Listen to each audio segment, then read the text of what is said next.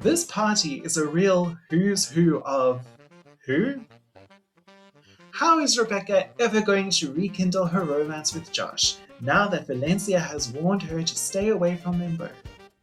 Will we ever learn more about Rebecca's childhood and the obvious trauma she's experienced? And is this burgeoning relationship between Rebecca and Paula simply a one-way street? Or will Rebecca ever do something for Paula?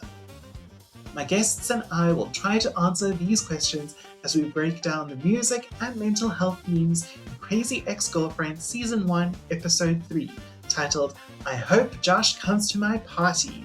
Exclamation point. I'm Aurora Brown, and this is We're All So Broken Inside on the Intersectional Psychology Podcast. Let's get into it.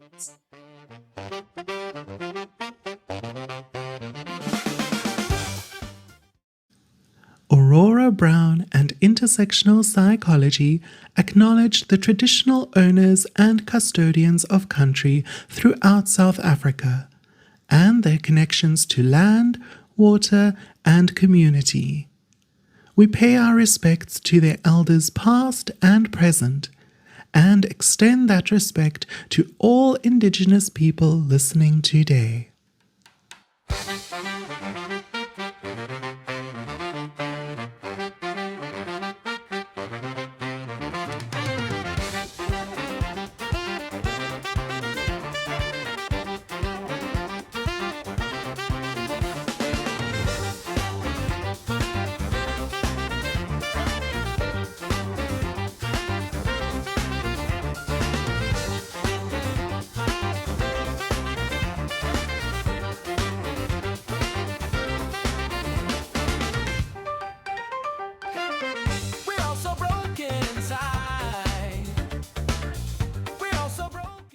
I have friends. I definitely have friends. No one can say that I do not have friends. So many friends, in fact, that I have to force them to spend time with me by getting them on this podcast.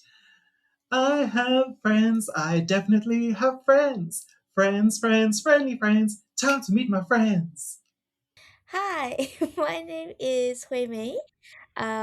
This is my second time on this podcast series, and I'm also often being referred to as Lulu, similar to the first episode. I am a registered counselor, but I'm also currently completing my master's in clinical psychology. Over to you, Darren. And I'm one of those definitely have friends, Darryn over here, also a student psychologist at UCT, and really excited to be here. It's my first time.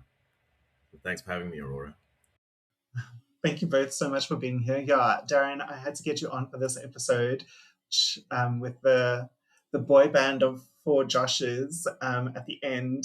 It's very like I needed someone who was there for the whole Backstreet Boys in sync 98 degrees moment because I've never felt more ancient than the other day. I brought up Ricky Lake and Lulu and Jordan were both like, who dat? And I feel you, girl. My references are getting old for the Gen Zs. We're too old. Ricky First Lake, of all, who? I yeah, do know Backstreet Boys and NSYNC. Okay, I do know them, not Ricky Lake. okay, thank you. I might, yeah, you'll, if I get you back for episode 8, I think Ricky Lake makes an appearance in Crazy Ex-Girlfriend. So yeah, that'll be interesting. But let's move on to Lulu. What is your relationship with Crazy Ex-Girlfriend? You've been on the podcast before. It was your first time watching it. Now you're a little bit deeper into the show. Tell me, how are you finding it? How far are you? I've only watched up until episode 3. So I've watched episode 1, 2, and 3. It's like I said in the first time, it's been getting more and more interesting. And yeah, I can't wait to continue watching. I feel like her craziness is getting a bit deeper. But we're also finding out a bit more about the roots of that craziness, Yes, which is yes, interesting. for sure. And I think this episode we see a lot more of Josh. and her friend as well, which it wasn't really touched on in the first episode. Absolutely. Darren, what is your relationship with Crazy Ex-Girlfriend? I'd never heard of it before you asked me to watch it. Only watched this third episode specifically. Okay. Have quite a few thoughts about it. First of all, I don't know why she's obsessed with Josh. He's so dry, but um, it just is what it is. Like he gives me nothing, and she's like, "Oh my god." Although I have quite a few competing thoughts around the portrayal of mental health and whether Mm, the sense that they're playing the long game in this show is mm, a good way to portray mental health because I think you need to watch it as a collective in order to see the progression of the story. But we live in mm, an attention economy where people have 3-second attention spans. So I wonder whether the use of parody and satire as a means of communicating about mental health makes sense in that context. Hmm. mm. That's a really interesting point. And Kaylin and I were talking a little bit about that on the previous episode. I think so. This series came out before the rise of TikTok. And I think, I mean, even then, attention spans were short, and asking people to commit to a whole 18 episode season and a 4 season show is a big ask. But nowadays, things are even shorter, and you only get little clips.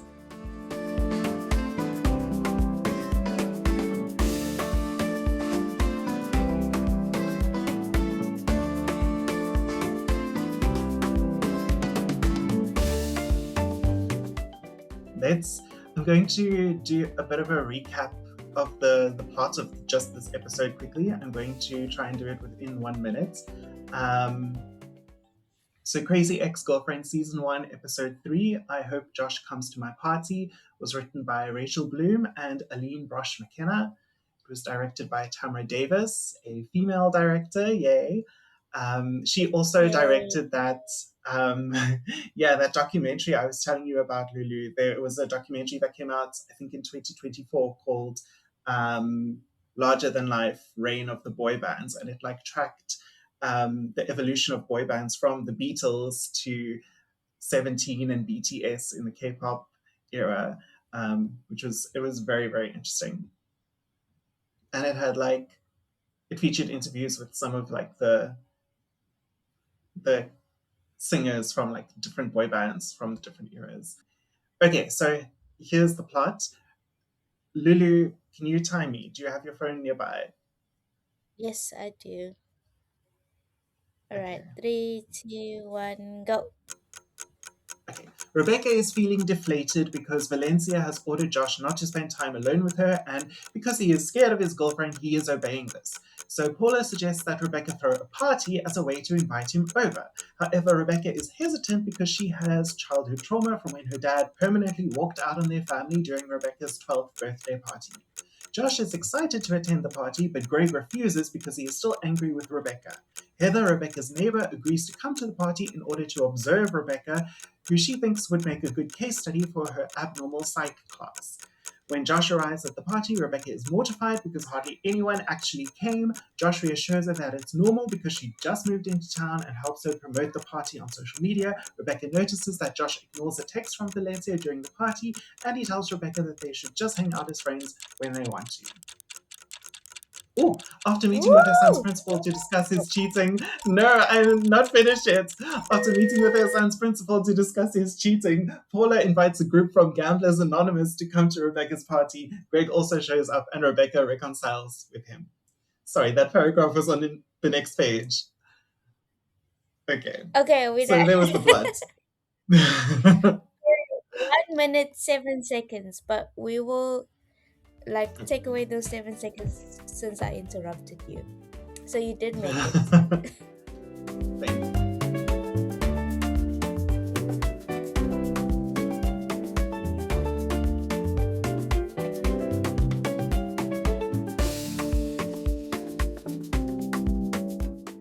Okay, well, let's start with this opening scene.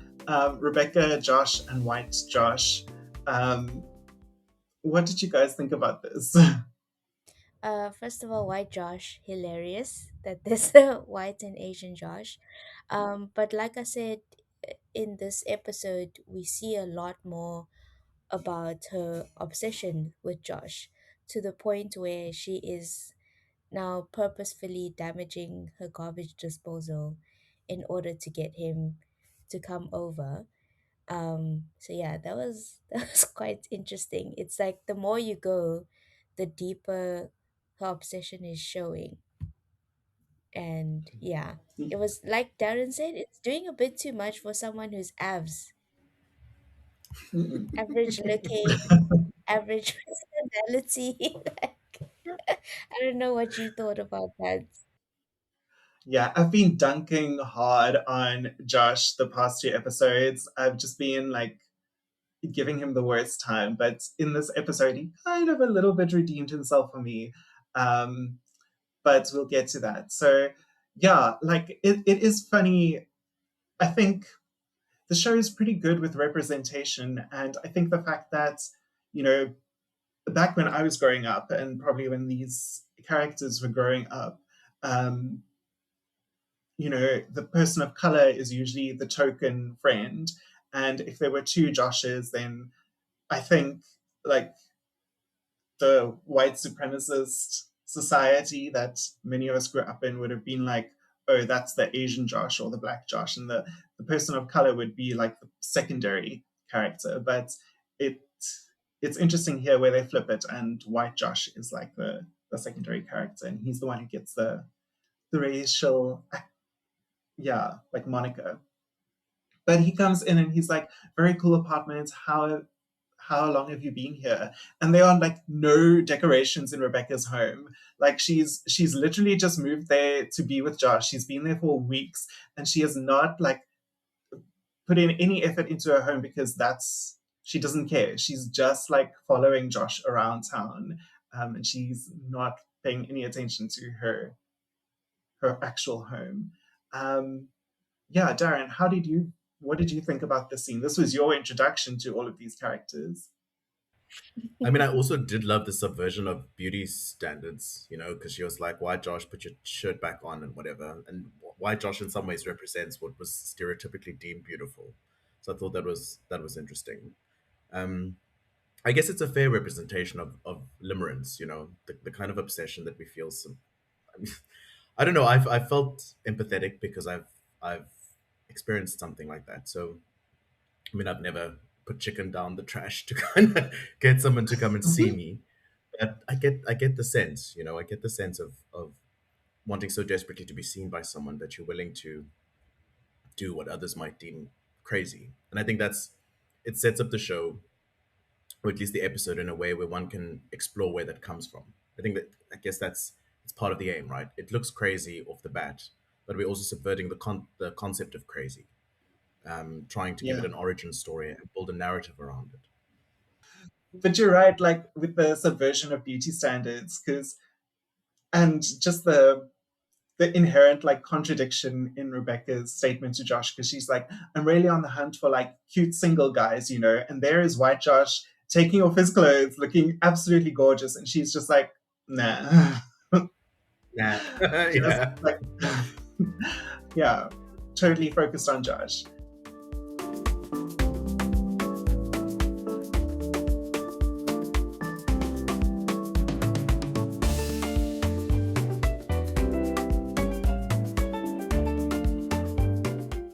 Okay, so let's go then to the scene with Rebecca and Paula, where Paula comes in and Rebecca tells her about this horrendous party at her 12th birthday, where she invited like all of her friends to come and watch this pay-per-view concert of a boy band called Room Temperature, which is like a riff off 98 Degrees, which was a real boy band back in the day.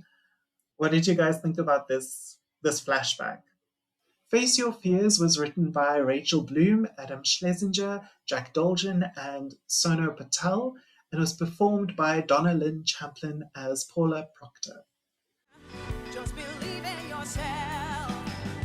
Face your fears. Okay, I have so many The problems. children are the future.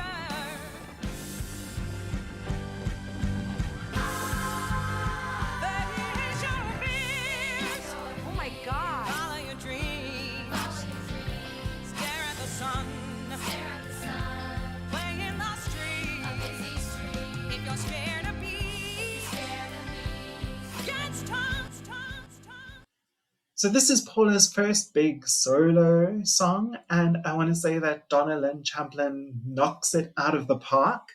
But that's no surprise. She is a Broadway actress, after all.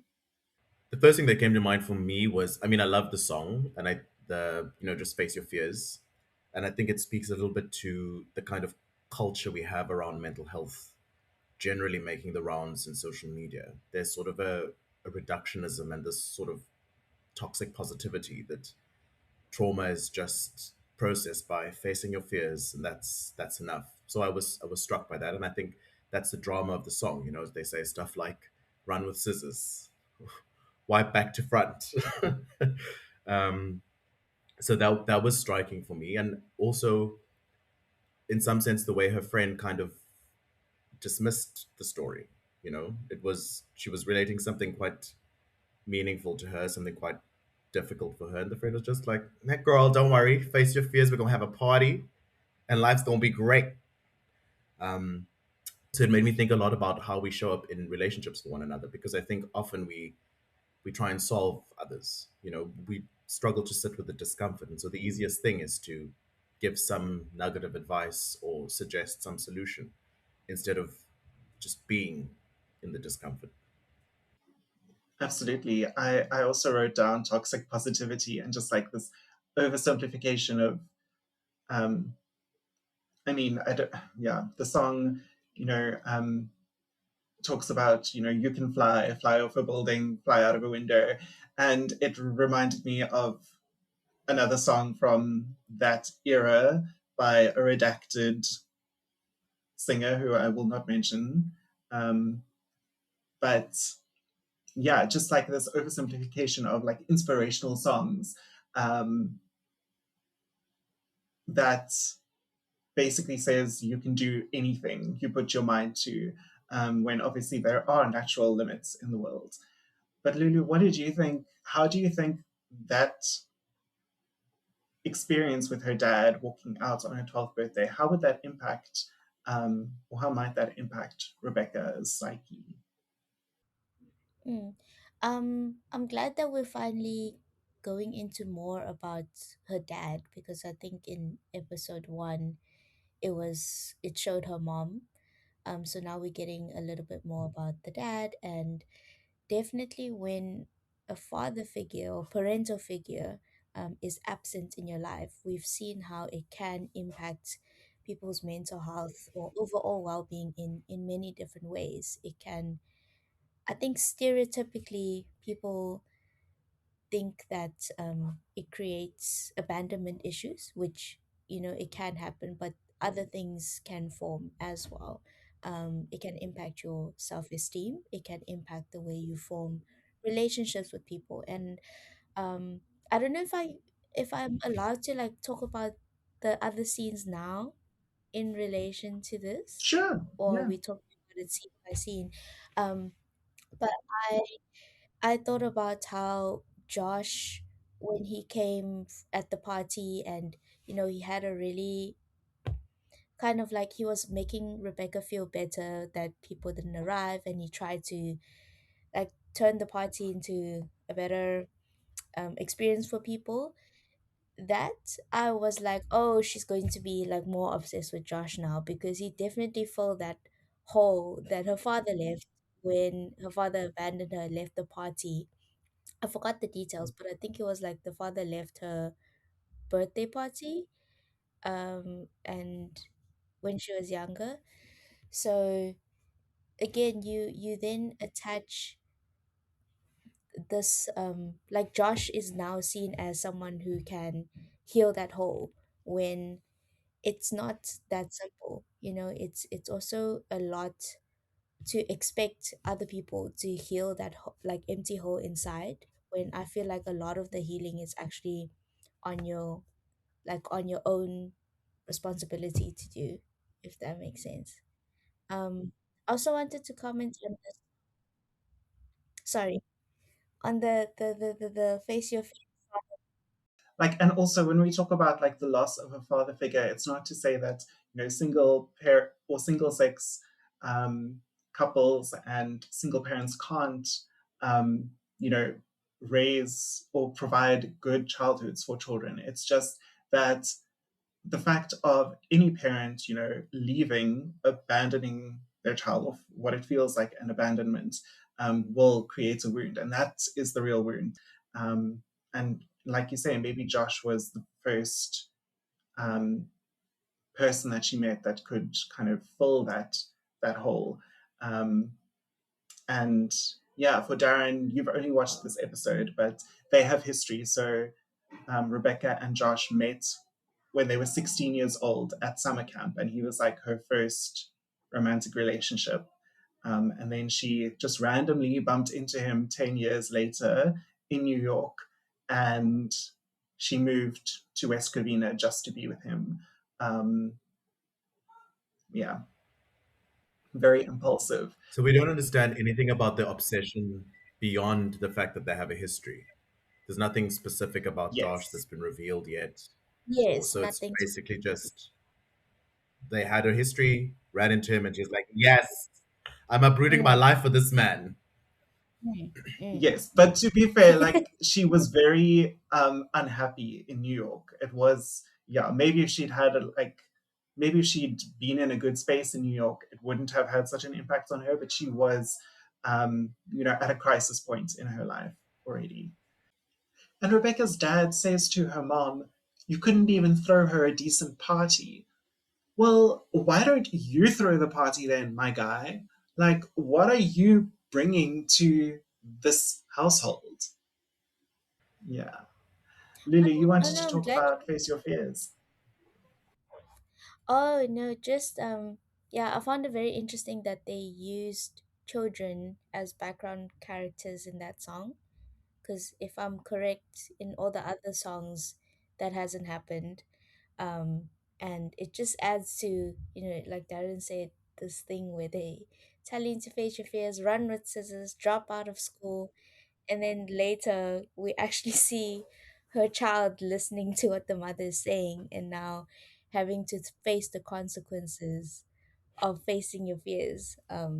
I think the person stole the test or something.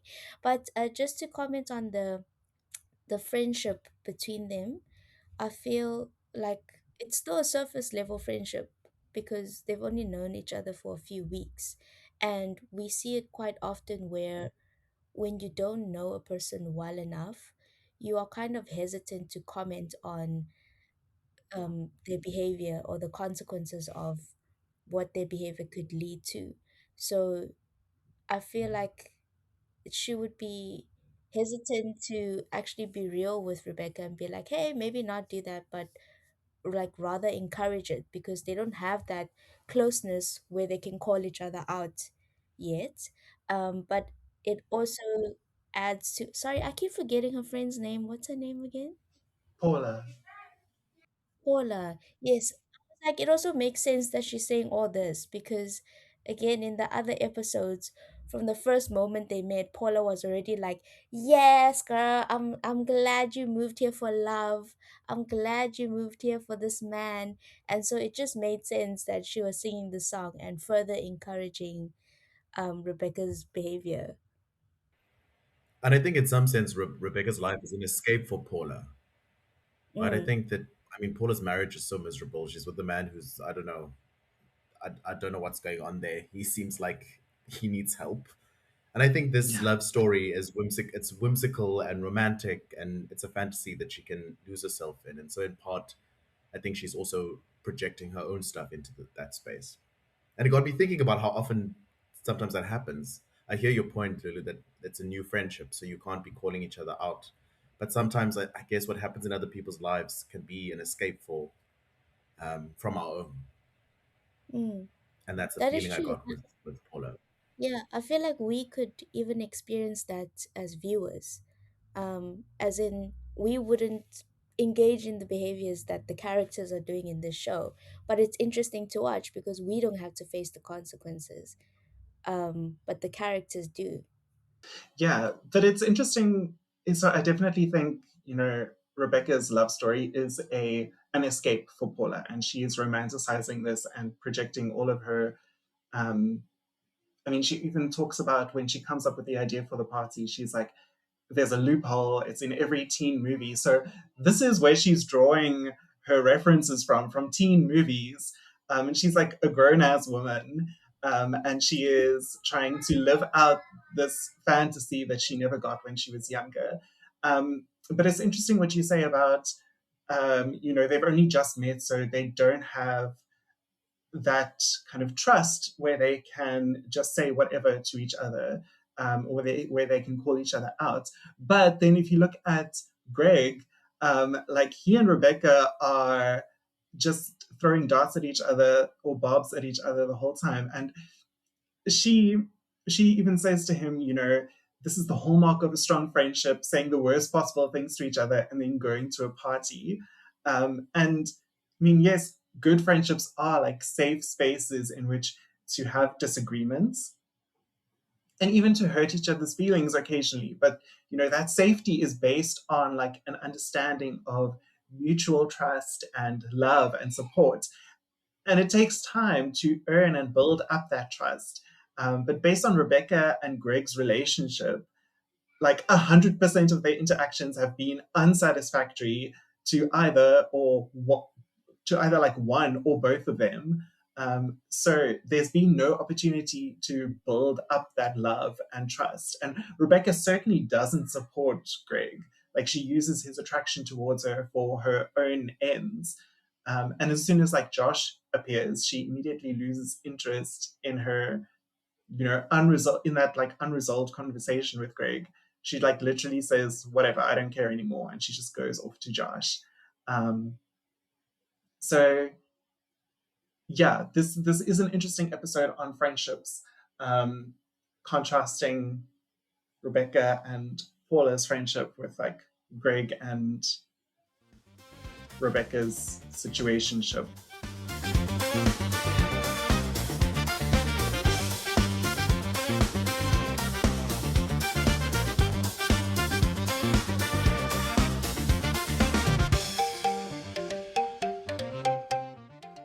But you both mentioned Paula's family. Shall we talk a little bit more about that? This is the first time we kind of get to see behind the scenes what's happening in Paula's home. We see her kids and her husband, who, like Darryn says, has zero emotional empathy. What did you guys think about her sons? That scene for me was hilarious because he was just like humming a song. He coaches barbershop or something, right? That's what I gathered. But his whole life is just this like barbershop slash glee club thing.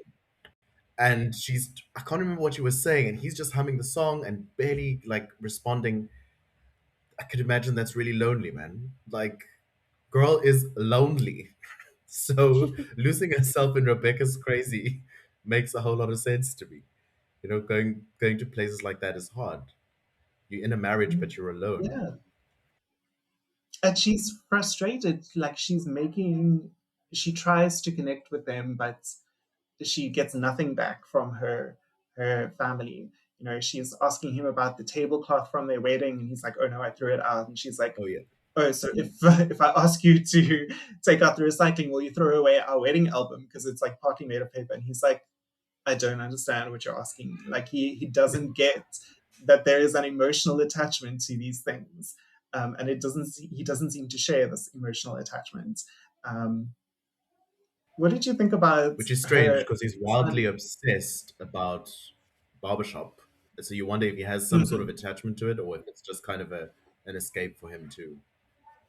Yeah, yeah, that's an interesting point. What did you think about her son with a katana at the table and his like serial killer stare at her? I get chills every time I see that scene. I'm like, this guy. It's amazing that we haven't seen their family on the 9 o'clock news yet. I just felt very bad for Paula. And even just that scene alone of like the kid sitting with a very short katana. That was my first thought. I'm like, why is that even a katana? Is that a little knife that's supposed to be a katana?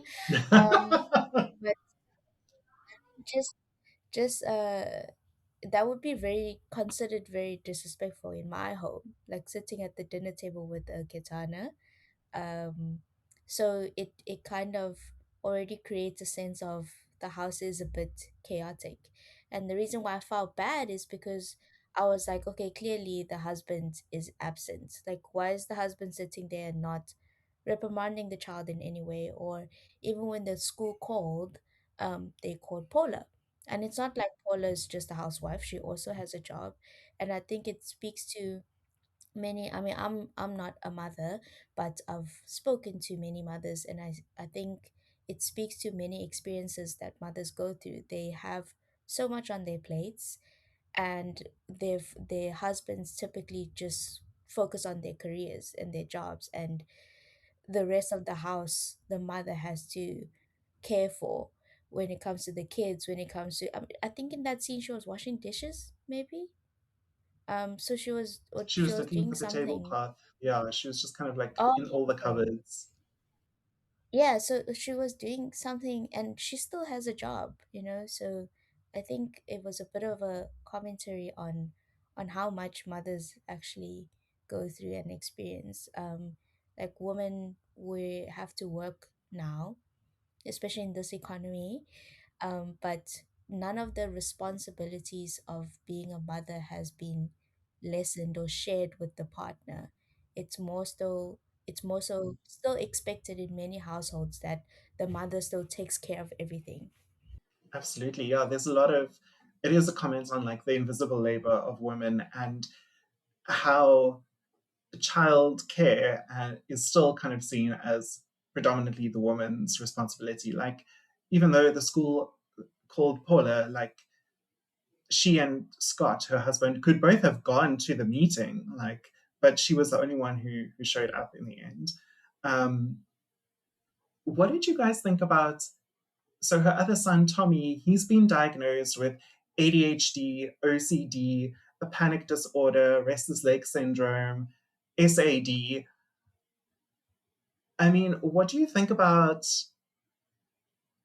having so many comorbidities and like these multiple diagnoses? I don't know. My gut instinct to that was it was a commentary on what feels like the rise of diagnoses in adolescence. I mean, anecdotally, it just feels like we try and explain any bad behavior with some sort of diagnosis nowadays. Um, and I think that's what the commentary that they were making, because it was a laundry list of diagnoses, didn't really say much of anything. And it felt almost like it was said to kind of excuse bad behavior. So it became this tension of what role is the diagnosis playing, but also commentary on the fact that we tend to try and explain away bad behavior with diagnoses. And so again, it's sort of a parody, right? It's satirical, but I wonder if it might go over people's heads, because I think the idea is that that's the commentary about it, right? It's like you can't use a diagnosis to explain away everything.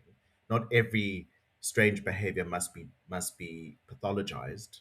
Um, so I was in two minds because I got it. That's how I understood it. But I wondered if a lot of people will, if it could reify some of the stereotypes, because I think there are stereotypes around, bad behavior. This kid has a laundry list of diagnoses, and this is how they're bound to behave. So you're kind of strengthening the association, even if it is in service of parody here. Yeah. So yeah, that's a very good point. This over pathologization of um, problem behavior. Um, but in our training, also, you know, we're kind of taught you go for the, or you look for the diagnosis that covers the most amount of symptoms. So rather than like diagnosing him with ADHD and OCD and SAD, like the DSM says, okay, is this disturbance or this disorder, is it not better explained by the symptoms of another mental disorder, like, for example, autism spectrum disorder, in terms of the repetitive patterns of behavior when it comes to OCD? So um, it's also, I don't think the series itself was making this commentary, but it is something that I was thinking of, like, this person or this mental health practitioner who diagnosed all of these things, like, are they um are they doing a good job in terms of looking at what is the least number of diagnoses that we can give to this child so that he isn't stigmatized and pathologized, and what is the one disorder that we can treat that covers the most bases. I mean, on the one hand, I agree, and the other, it can be a whole conversation around the role of diagnoses in psychiatry and how we diagnose. Because, I mean, if we're honest with people, though the DSM is the diagnostic Bible, it is in essence conditions defined as a list of symptoms, right? So we've adopted this categorical approach, and I think sometimes that speaks to how hard it is to place somebody squarely inside a particular diagnosis. But you make a Absolutely. fair point that when it comes to diagnosing, we need to find something that explains the majority of symptoms rather than resorting to a laundry list of diagnoses. And I think something that many Western practitioners don't consider is also what are the environmental factors and like the contextual factors that could be impacting this. I mean, I don't know. I think I would also maybe have a panic disorder if my brother was sitting at our dining table with a katana. Um, like, what are the environmental factors that we could address to reduce these symptoms rather than, pathologizing them or over medicalizing them. Um, yeah. Lulu, you're being very quiet. Oh, no, I was just waiting for you guys to finish. For me, that scene just made me automatically think about, okay, what do all these diagnoses mean for the child and the family?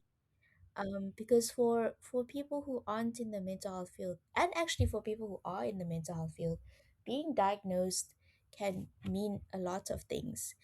And it's about how that person understands their own diagnoses as well. So I was just sitting here thinking, oh my word, that is so many things. How are the parents coping with that? If your child just gets diagnosed with ADHD, just ADHD, it already feels like there's a lot of things they need to change in their lifestyle, in their structure, in like many like small things that are important to help aid the child. But when a child gets diagnosed with so many things, what does it mean for the parents? How are they understanding it? How's the child understanding it as well?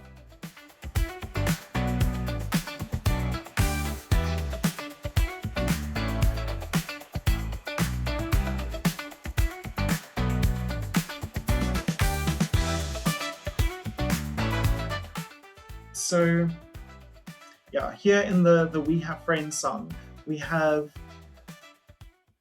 it's kind of also a comment on how different Rebecca is, and she doesn't really have many people who want to be her friend because she's seen as too weird or too different. We Have Friends was written by Rachel Bloom, Adam Schlesinger, and Michael Hitchcock. And it was performed by Rachel Bloom as Rebecca and Ava Akers as younger Rebecca. We have friends. We definitely have friends. No one can say that we do not have friends. We have friends. We definitely have friends. Friends, friends, friendly friends. We have all the friends. Cool. But then the friends that she does have are some inappropriate characters for a child, like the janitor who lives in an RV behind the school, or when she's an adult, like the lady who crashed into her car, or like a friend of a friend from law school. But then there's also, and so those are like not necessarily people that, well, yeah, a janitor is not someone that a child should be friends with and should be inviting to their party, um, simply because the janitor's an adult. Um, but we also have characters. So there's like a child with a port wine stain, and there's um, an adult with half an eyelid. And these facial differences are kind of seen as, you know, also making them inappropriate friends, or kind of, last kind of the last kind of people that you would want to be friends with. That's how I was seeing the song as portraying these people, which is very problematic, because that then comes into, you know, areas of lookism and ableism, and um, even when they're at the party and Josh takes the photo, he wants the guy who has half an eyelid to wear sunglasses to kind of hide that. So almost making that as if it's something to be shameful about, um, and something that should be hidden, and something that would kind of detract from the attractiveness of this party on social media. What did you guys think about that song, We Have Friends? Lulu, you want to go first? Sure. Um, for me, because this isn't the first and only episode I've been watching, so when I watched this episode, I was just watching in terms of I'm so excited to see Rebecca's story, because when I watched the first episode, I remember my like I couldn't comment much on things because I'm like, there has to be more, there has to be more, and now it's showing more. From that song, I was like, okay, she clearly doesn't have a support system, which we know in mental health is very, very important.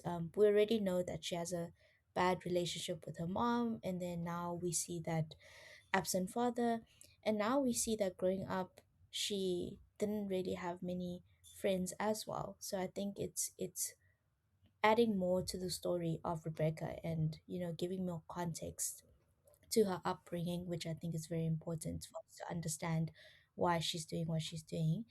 And then with regards to the the friend and the hiding the glasses thing, I think we society does it quite often. I mean, photoshopping, putting filters on when you take pictures, like make sure you take my good side. Um yeah, I think everyone wants to look good for social media, and it's kind of sad that in that moment, I mean, I honestly, I didn't even notice the whole shades situation, but now that you pointed it out, it's quite sad that Josh did that, and it almost felt so natural. Maybe, you know it's it also means something that I didn't even notice it in that moment when Josh did that, because like in social situations, people do that so normally. Like as soon as someone's like, oh, takes out a phone, posts a picture, everyone's like fixing themselves, okay, let's get ready. So yeah, it's I didn't even know he did that specifically to that guy with the eye. Yeah, 100% agree. I mean, it went over my head.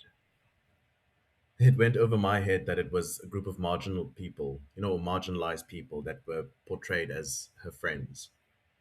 Um, the song was jarring for the juxtaposition, because the content is really a desperate cry for help, and it feels like it's a person who's desperately lonely and really like trying to find a sense of being by belonging, and yet it's juxtaposed against a sort of happy, upbeat melody.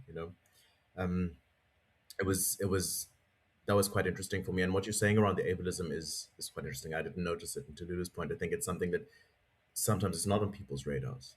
The fact that certain things are being hidden for the sake of convenience or for social acceptability, and that went over my head. Yeah, I think it is something that is very natural in, or it's made natural in society. Um, and yeah, I am being very overly critical when I'm looking at this series, and probably expecting or demanding too much of it. But if I'm going to make a podcast about it, I'm going to have to unpack it, I think. Um,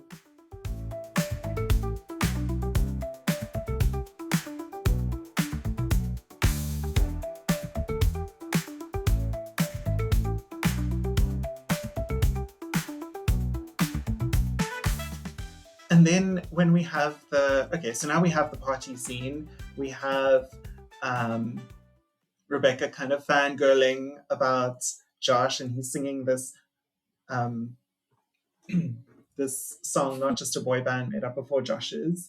Um, and like I said earlier, I've been dunking on Josh for like the past two episodes. But here, for the first time, he redeemed himself a little bit, and then he took it all away again when he put the sunglasses on that guy's face. But he comes into the party and he's so encouraging of Rebecca, telling her it's normal that she doesn't have a lot of people at her party because she's just moved into town. And then when she says she wants many people at her party, even if they are strangers, there's no judgment from him. He's just like, cool, let's do it. With those dimples and those eyebrows and that lopsided grin.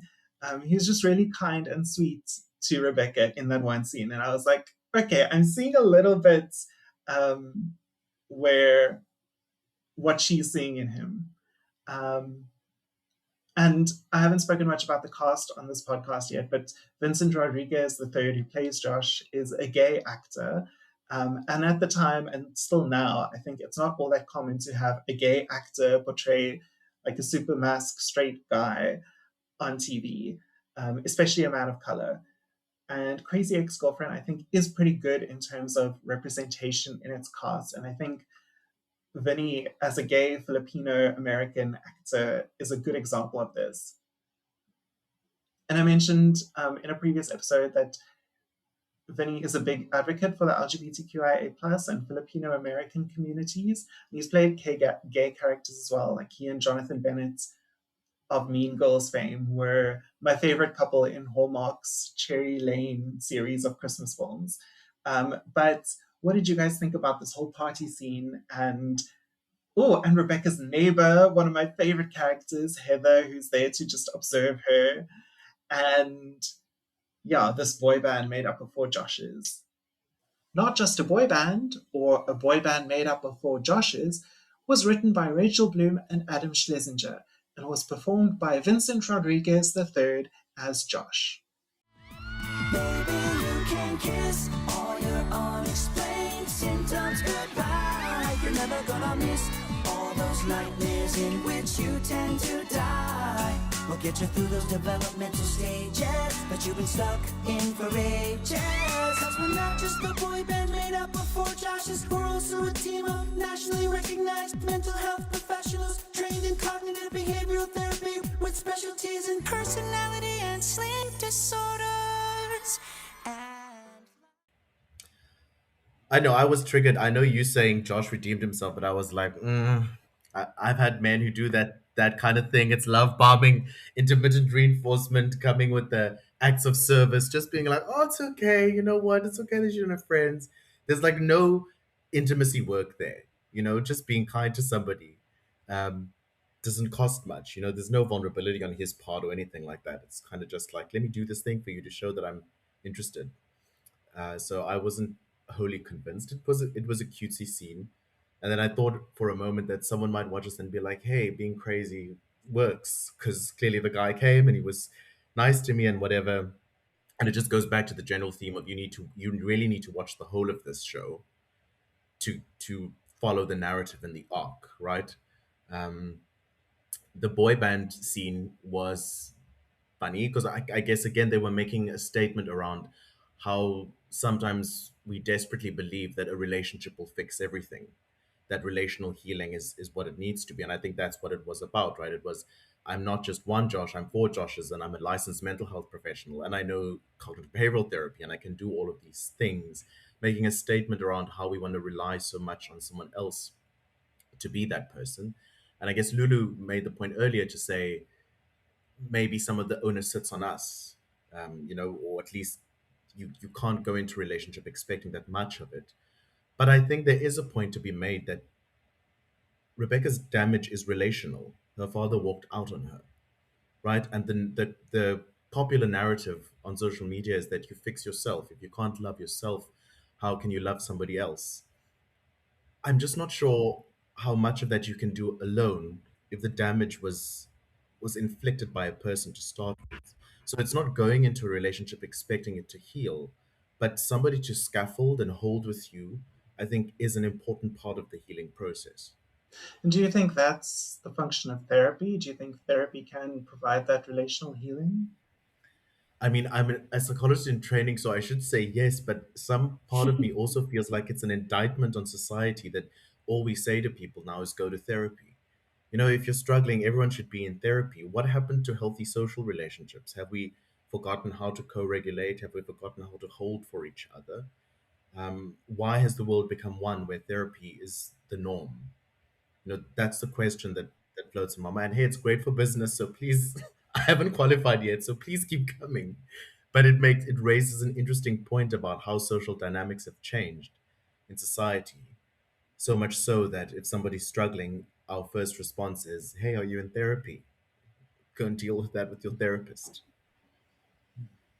I think that's a great point, and I think maybe the role of therapy should be to provide someone with the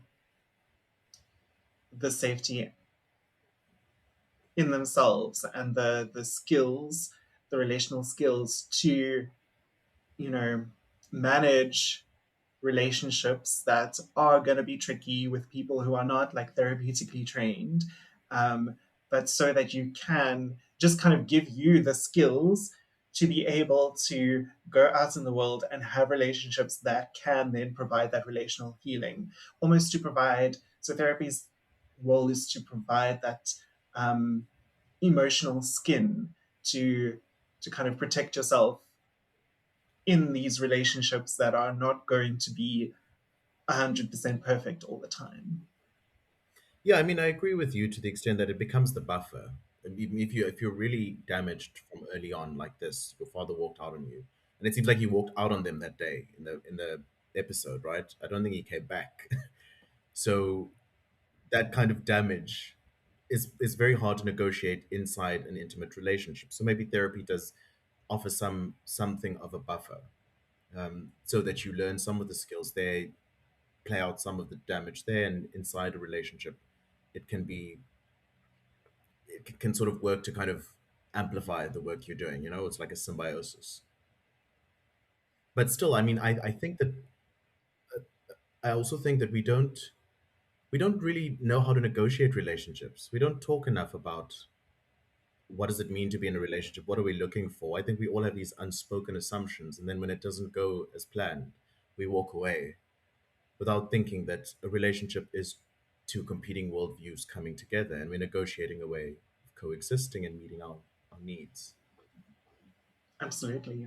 And I just want to say to anyone listening, like couples therapy or group therapy is not just for families or romantic couples. Like you can come to therapy as two friends or as, a group of friends, for to improve those relationships. So that's like my little pitch on behalf of all of us counselors and psychologists.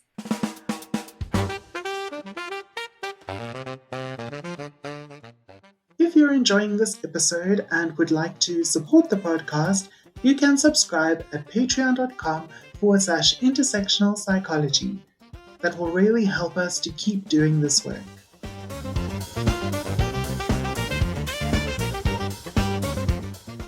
Lulu, what do you think about this situation? Um, there was you guys discussed quite a lot of things. So are we going back to your original Wherever you question? want to go, wherever you want to Okay. go. Well, first of all, Josh did not redeem himself with me even a little bit this episode. Um, I think I was just thirsty in that moment.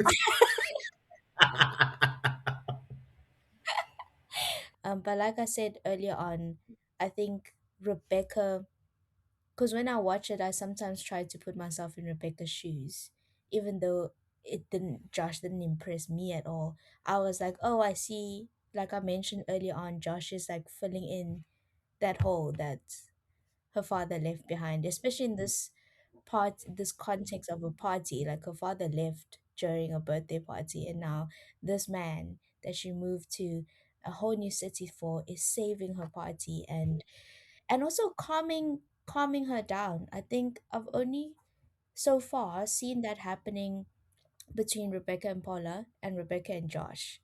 Like how they've managed to make her not feel terrible about herself. And again, that's just going to contribute to her liking Josh more. But also reason why I'm like he didn't redeem himself because Mads is technically still with what's her name? Yes, Serene Valencia. Valencia. Yes, and I'm just like, I don't know about this whole situation about how, and also, sorry, I'm popping off now on Josh because I'm like, he knows what he's doing. Anyone with a normal level of emotional intelligence can tell that Rebecca likes you, Josh. Rebecca likes you. So why are you engaging in this behavior? Why are you encouraging it? Why you know what you're doing. And then at the end, for him to be all like, "Oh yeah, I'm gonna go home whatever time I want to. Yeah, don't worry about it." You know. So you like this attention that you're getting from Rebecca. You Okay, like no, no, don't this. hit on him so hard. Like, it could be subconscious. What would Freud say? It seems like he feels helpless in his relationship because he has no control. That girl is like, be here, do this, do that, and I think he might just be asserting control and taking back control, and in some ways, subconsciously might be wanting the validation because that statement of normal emotional intelligence where you like anyone with normal emotional intelligence can see what's going on. Girl, that's doing heavy lifting. Not everyone has that meta awareness and the ability to like observe their behavior and be like, what's going on? I'm curious. But it's like So let's everyone give him the around. benefit of the doubt and be like, it's subconscious. He's not getting the B of the Denny because everyone around her can like Paula could tell immediately. Even Greg could tell. So are you telling me Josh is sitting there a bit oblivious about the fact that this girl is interested in me? Like, come on, But the the thing is garbage. also like Josh seems like the apex person in this community, and it seems like everybody likes him. Like all the girls were into him at school. We learn out later, so you guys don't know this yet, but yeah, he is like the golden child of this community. So maybe he's just used to getting that kind of attention from everybody. And I think there is a part of him that needs that kind of validation. And I'm not excusing his behavior, but I do think like he's used to getting away with stuff because people like him. And so he has never been held to account yet. And that is why he continues this problematic behavior. But it was interesting when he says to Rebecca, "Oh, we should just hang out whenever we want to as friends." And she's like, "Yes, the world be damned." And just like that very dramatic phrase, as if they're like these fated star-crossed lovers in some like epic love story like Romeo and Juliet or Jack and Rose in Titanic. It's really seeing, and he didn't get anything from that. He wasn't like, okay, that's a very weird phrase to be using right now. The world be damned. Um, but yeah, she's clearly seeing them as this. It's all feeding into her like epic love story, and he is oblivious. But then Rebecca finally shows up for Paula, helping her with Tommy's principal when she has to go to that meeting at the school. And you know, uh, up until this point, it seems like this friendship has been just a one-way street. Paula doing everything to help Rebecca's love story. Paula just giving, giving, giving, and Rebecca taking. And here, for the first time, Rebecca is kind of reciprocating and giving something back to Paula. So I liked to see that. Also, I just really liked I just liked the one scene where the neighbor who said Rebecca would make a good case study or essay. There's a scene where I don't know, Rebecca's chugging beer or whatever, and she's like, Yes. look at her. She went to Harvard and she's a mess. Yes. Girl preach. So many of us are messes. Hmm? Looks great on the outside, but inside. yes, I love Heather. Heather so much. She's so Yeah, observant. Yes. I like the addition of this character. I feel like we is like the three of us especially can relate to her, especially when she said, "Oh, I'm studying abnormal psych and I want to observe you." And I'm like, we are all Heather. Yeah. And she was just like, "You're an A. You're an Yeah. A immediately." Remember? She's like, "I'm gonna get an A for my essay." Literally. And she's so cool and chill. Yeah, I'm a huge like Yeah, Bella Laval stan. She voiced one of the characters in Shira and the Princesses of Power. It's like an animated series on Netflix. Um, yeah, and that character is very, very similar to this character Heather, but yeah, I love Bella Laval. Um, One question, you're not gonna delve into diagnosis, right? Because I feel like I've watched one episode and I can feel like where they're headed with this diagnosis. And it was so just where do you think they're headed? Let's talk about that I quickly. I feel like they're strongly headed for borderline personality disorder. That's the vibe that I get. I knew we're headed that way, and I thought it would be an interesting, like one of the interesting points is that in the literature, there's a lot of debate around the sexism that attaches to borderline personality because the history is interesting. I think it came from psychoanalysis, and the borderline thing was that you're in between. Where do you exist? What is this? Is this a pathology? Is this just a strange way of being? Is it amenable to psychoanalysis? Isn't it? And it's still this indeterminate kind of thing where some of the literature has shown that women tend to get diagnosed with it more often than men. And even if men show a borderline profile, they're more likely to be treated for something like substance use or get a diagnosis like antisocial personality disorder rather Or than narcissistic BPD. personality disorder, Yeah. yeah. But it's up until recently, I think it's been a very stigmatizing disorder because it makes you sound Mm. like you're a hot mess. And it makes it sound like a character trait because it's a personality disorder, right? It feels like there's something structurally wrong with you.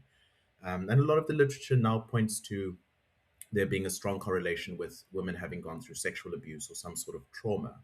So the parallels drawn to something like complex post traumatic stress disorder, where it's like chronic trauma exposure in your developmental years results in the same kind of symptoms. There's a fragmented sense of self, you struggle with relationships, there's emotional dysregulation, and maybe reframing it as sort of an attachment disorder makes a little bit more sense and starts to deal with the stigma because a lot of clinicians would feel like you're borderline, there's nothing I can do for you, I don't know yeah, how to help you. And thinking of it as a personality disorder, I think, is really hard if there's evidence that it's um, it's brought on to some extent by trauma.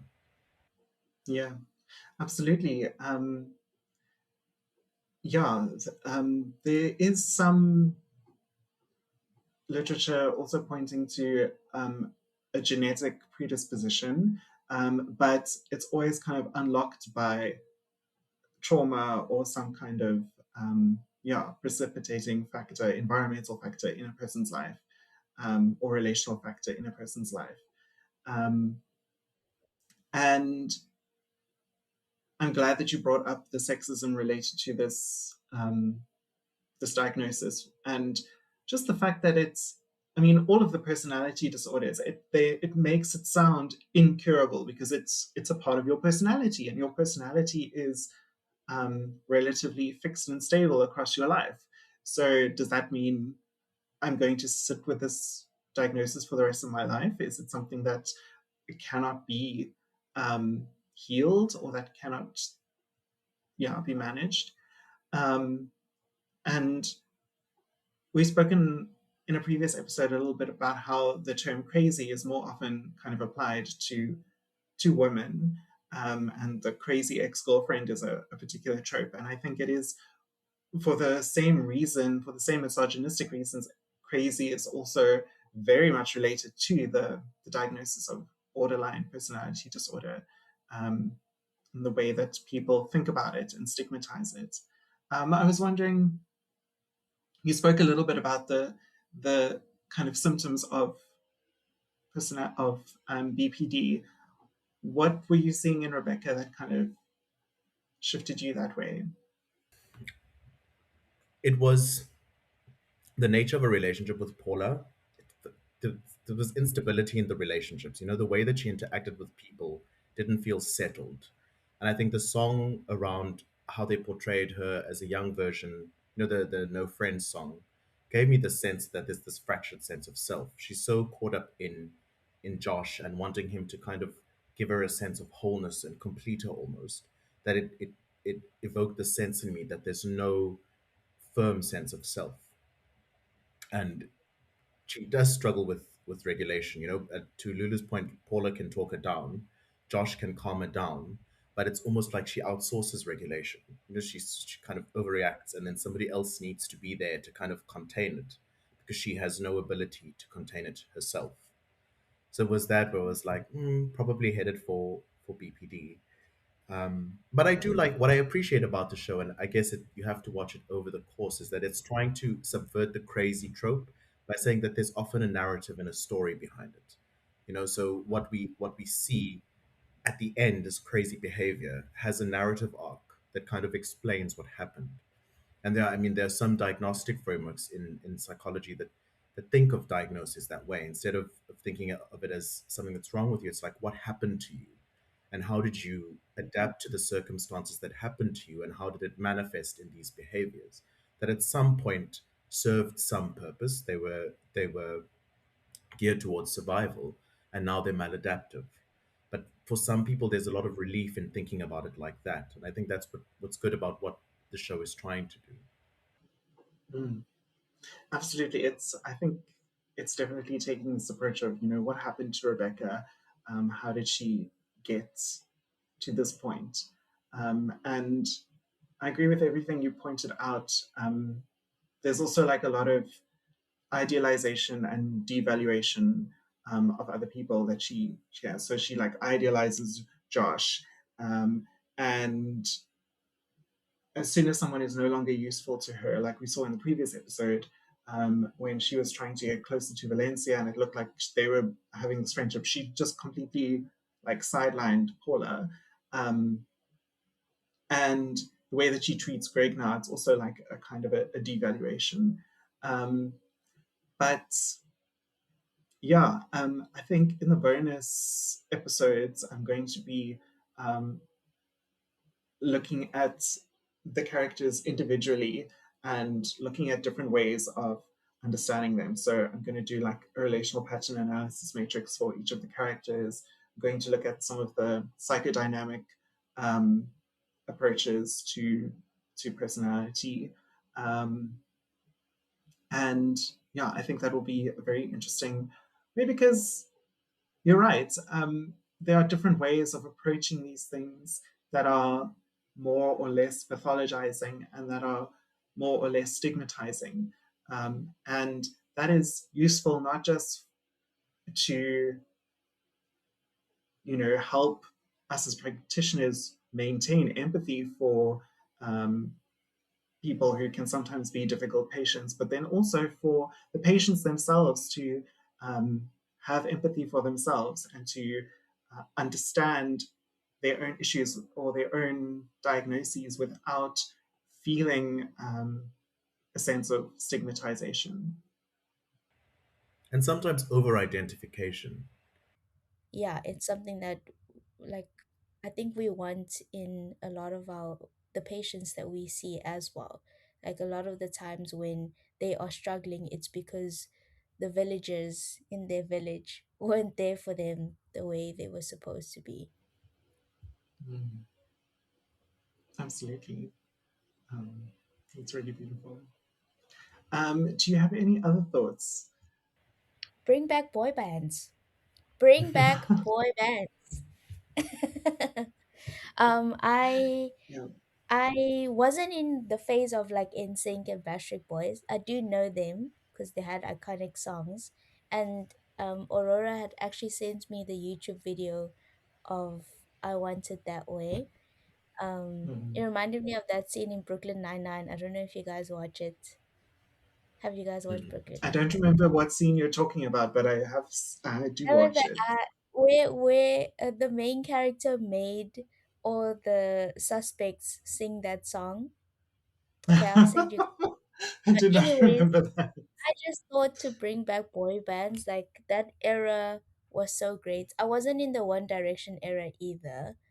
Um, but I listened to a lot of Asian boy bands. So CM Blue, FT Island, and I miss that era of like boy bands playing guitars and drum sets in their garage. That was it just feels like a great stage in life. I don't know if it's just because I don't like adulthood, so it like made me miss my childhood of seeing boy bands.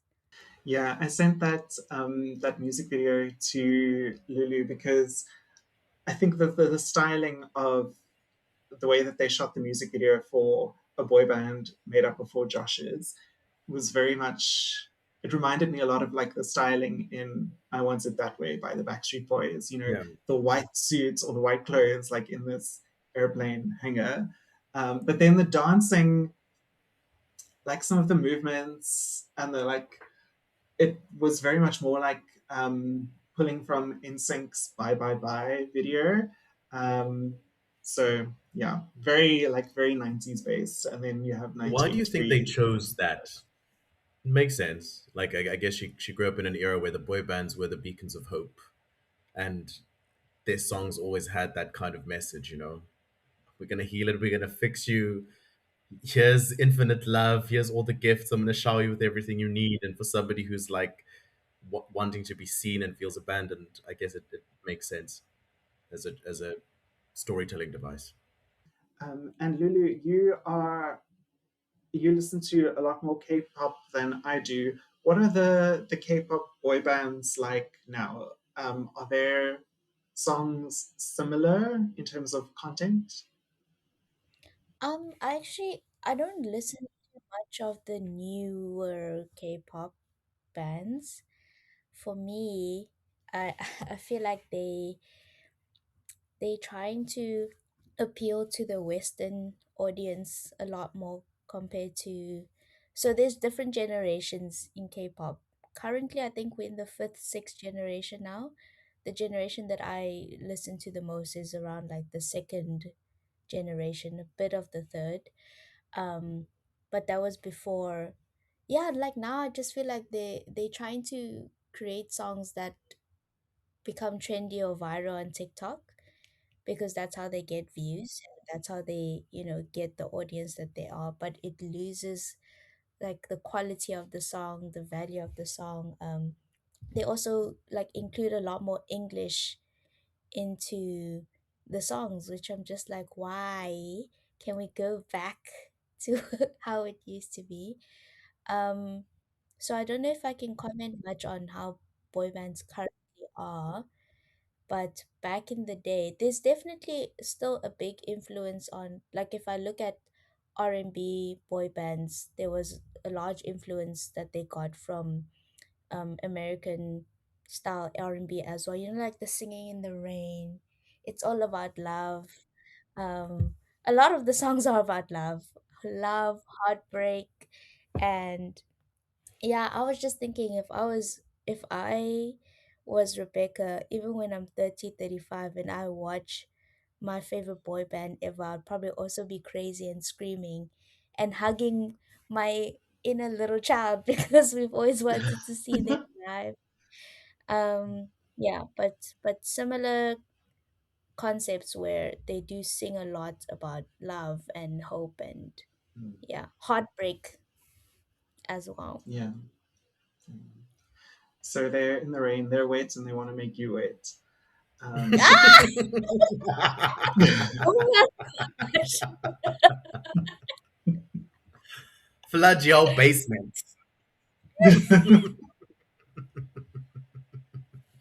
Oh my goodness. That was hilarious. okay, let's move on to rating this episode of Crazy Ex-Girlfriend.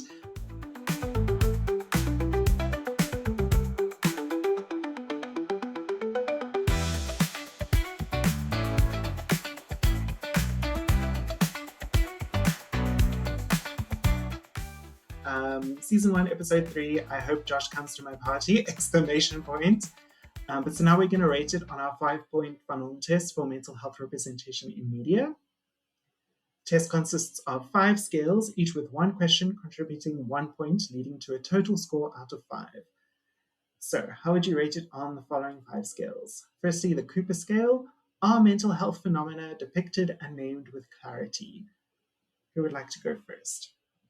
Lulu, this is not your first rodeo. Would you like to go first? Sure, I wrote down 0.5, depicted but not yet named with clarity. I gave a zero point 0.6 for similar reasons.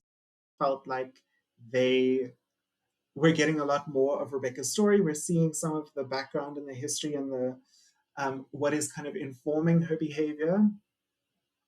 And the same with Paula. Um, we're seeing Greg. He is Darryn. How did you rate it? Yeah, 0.5. So next is the Hill-Collins scale. So are characters shown as whole people without stereotypes or pathologization? I gave this a 0.3 because the main characters like Rebecca and Paula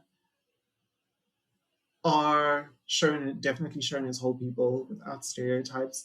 Josh has some pros and cons in this episode, but then the series or this episode in particular does pathologize, facial differences, and it does pathologize kind of Tommy's diagnoses. So yeah, I gave it a 0.3. Lulu, how did you rate it?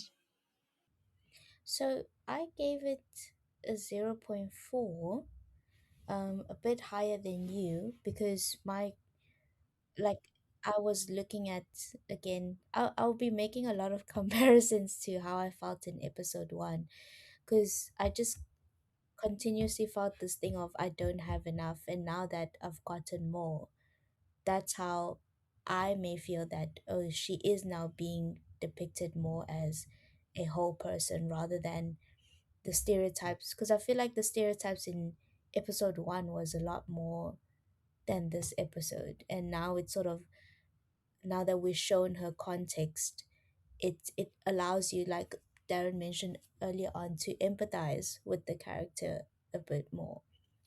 Josh, so I gave it a 0.2 because I feel like it leaned heavily into the stereotype without anything else. Mm. In fact, a lot of the Yeah, I characters feel think that way, but on the other hand, it's also the storytelling device, so which makes it hard to rate to some extent, right? I feel like it would be quite difficult to cover all that in one episode.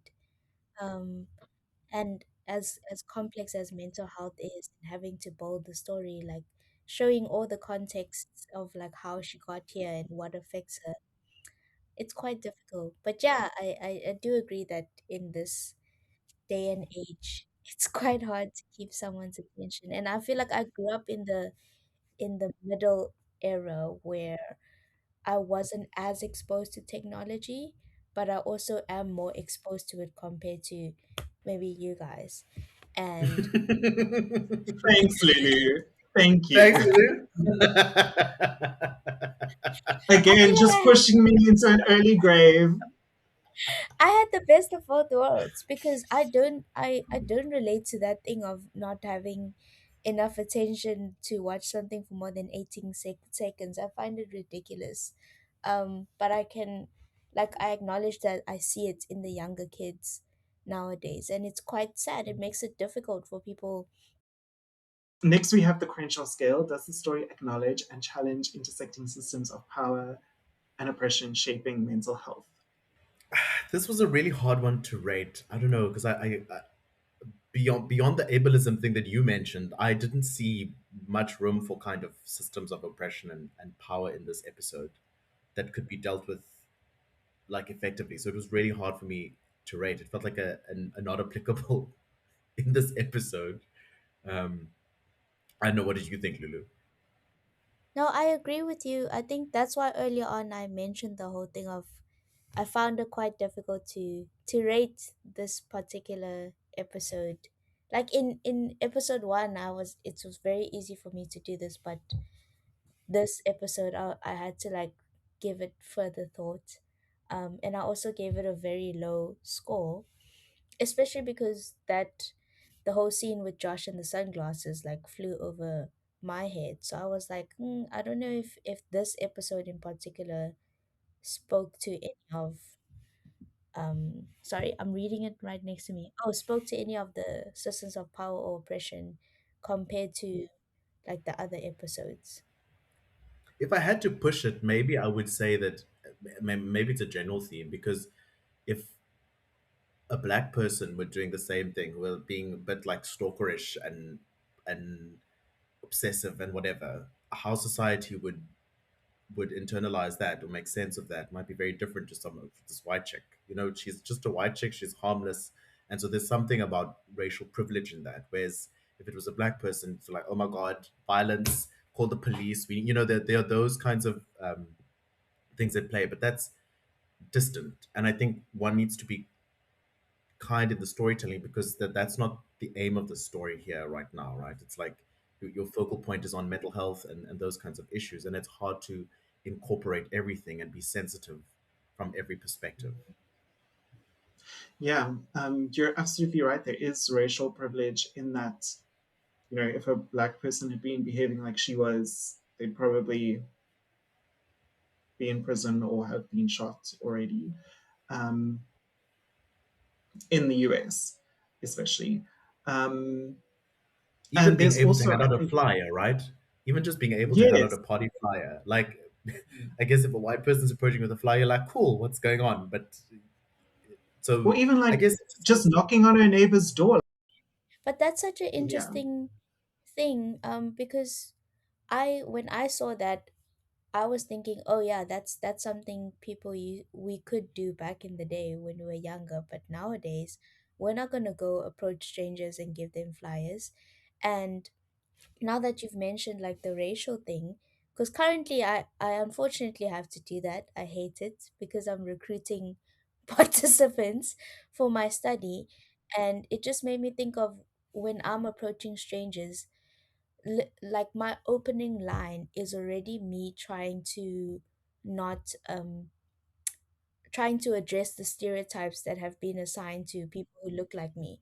Like when I approach them, I the other day I approached a stranger, and the first thing I said was I am not like coming with some funny Asian things. I'm not coming as a like I'm not from a religious group, because recently there's been like a lot of people approaching students like from a religious group. So I already, before other people assign those stereotypes onto me, because of my experiences growing up, I already assume that, oh, people think of me this way. So when I approach them, let me just address these quickly and then give them the flyer afterwards. Whereas like Rebecca, she could just go and be like, hey, come to my party. I don't know if I could do that. Mhm. Yeah. Yeah.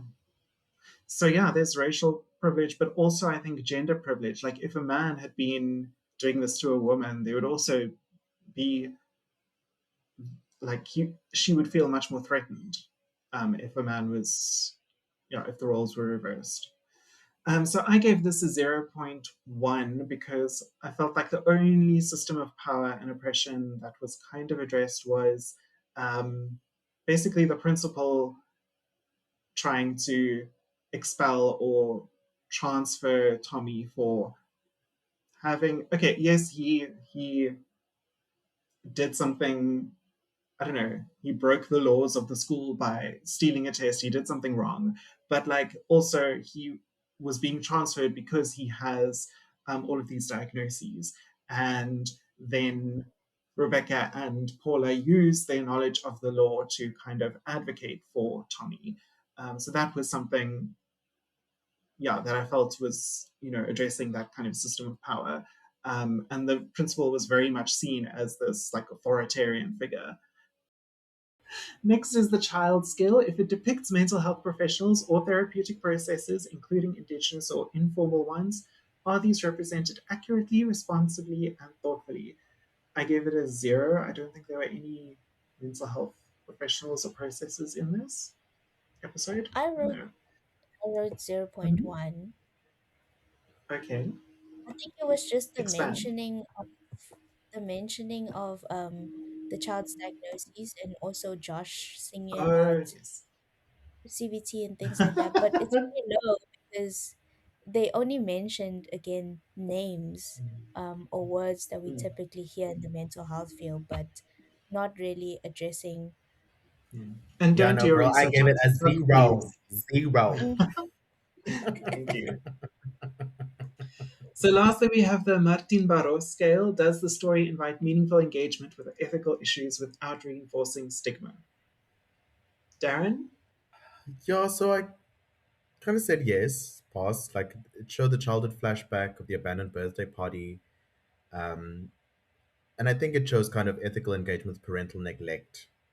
So it's giving this nature nurture versus argument and trying to kind of contextualize the behavior. So it brings some ethics into it in the process of trying to subvert the crazy trope, right? Because whilst context doesn't excuse behavior, it's an important part of understanding why someone is the way that they are.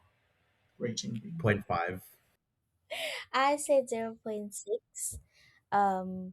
Because, yeah, similar to what Darren said, it does invite meaningful engagement. And the key word for me was invite, is like it makes you curious, it makes you understand more. Yeah, thank you. I gave it a zero point 0.5 for similar reasons to you. I feel like it's a very self-contained episode in terms of we're creating the party, we're inviting to the party, we're going to the party, the end.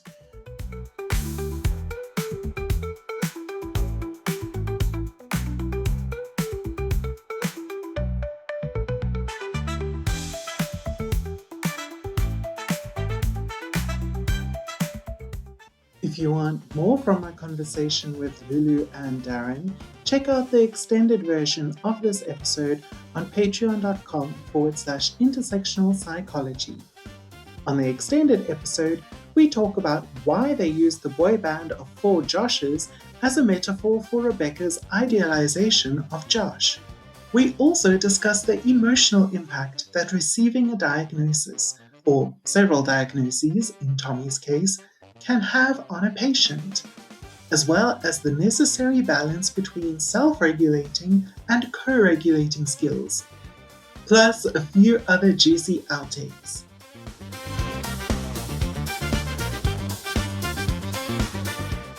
Okay, so is there anything else you'd like to touch on that we haven't mentioned yet before we leave, before we wrap up? I don't think so. Okay, Just thank you so for having. thank you very much both for being here. I really appreciate your time. Lulu, you can hop off if you need to. Darren, where can listeners go to find out more about you and your work? Girl, I have no social media presence, so maybe invite me on again in a month and I'll try and like put some stuff up so people can see something about me. But until then, I'm a mystery. I promise Ah, I have friends. I said the same thing. I said the same thing in the first episode. And I'm Yeah, going I to didn't say even the bother same asking thing again. Lulu this time because that's the You're answer not she going to gave last find time. me. You're not going to find me on social media. We gotta fix that, girl. You do you even exist if you're not on social media? I'm quite happy where I am. I'm quite happy where I am, you know? We're not trying to be on people's 18-second attention span videos. Well, thank you very much for being here, and thank you, listeners, for being here. But right now, we are going to go have a dance party by the windows. Until next time, remember that Yay. everyone has the right to live with their optimal mental health. Like, Thank you for listening to Intersectional Psychology. Intersectional Psychology, We're All So Broken Inside, is not endorsed by Warner Bros. Television, CBS Television Studios, Lean Machine, Webterfuge, Black Lamb, Rachel Does Stuff, or any of their subsidiaries. It is intended for entertainment and informational purposes only. Crazy Ex-Girlfriend and all names, pictures, audio and video clips are registered trademarks and/or copyright of their respective trademark and/or copyright holders.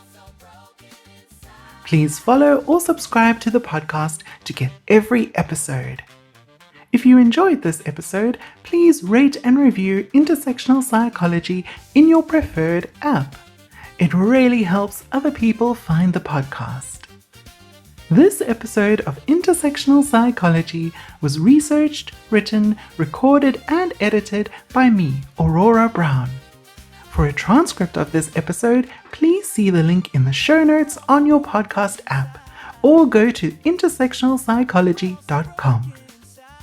A video of this episode is available on YouTube with closed captions. To support this podcast and get access to bonus content, including additional episodes and interviews, as well as more guided mindfulness sessions, please go to patreon.com/intersectional psychology. You can also chat with me on Blue Sky at intersectpsych.bsky.social and Instagram, Facebook, or TikTok at Intersectional Psychology. But mostly Blue Sky. Aurora Brown and Intersectional Psychology are committed to the Sight Black Women Praxis.